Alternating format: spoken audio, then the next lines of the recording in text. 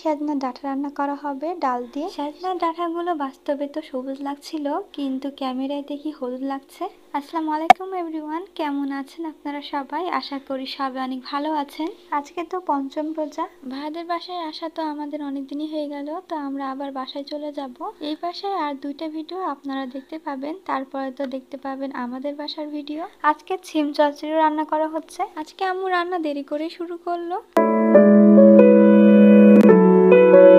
আমার 3টা ভাই একসঙ্গে এই একা রুমটা পরিষ্কার করলো, তো দেখতে এখন অনেক ভালো লাগছে। আগে তো এই একা রুমে অনেক মাছ ছিল, কিন্তু এখন আর নেই। এদিকে আমি ইফতারির জন্য ফলমূল কাটা শুরু করে দিলাম। দেখতে দেখতেই তো রোজার দিনগুলো সব চলে যাচ্ছে। আজকে আম্মু বাসায় পেঁয়াজি ভেজে নিচ্ছে, আর বেগুনিগুলো তো প্রথমে ভাজা হয়ে গেছে। একদিকে তো আম্মু পেঁয়াজি ভাজছে, আর অন্য চুলায় আম্মু রান্নাটাও করে নিচ্ছে। আমি তো আপনাদেরকে প্রথমে বললাম যে আজকে দেরি করে রান্না শুরু করা হয়েছে, তো এখন আর তো করার কিছু নেই, তো দেরি তো হয়ে গিয়েছে।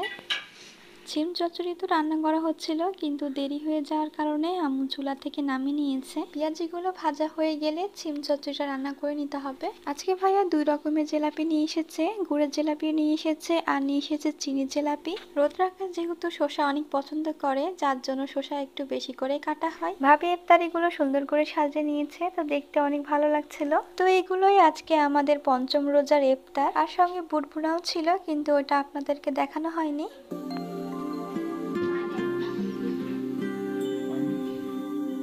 আর কিছুক্ষণের মধ্যে আজান দিয়ে দিবে, যার কারণে রৌদ্র আকাশ বারান্দায় দাঁড়িয়ে আছে। আজকের ভিডিওটা এখানে শেষ করছি। সবাই ভালো থাকবেন, সুস্থ থাকবেন, আমাদের সাথে থাকবেন। আল্লাহ হাফেজ।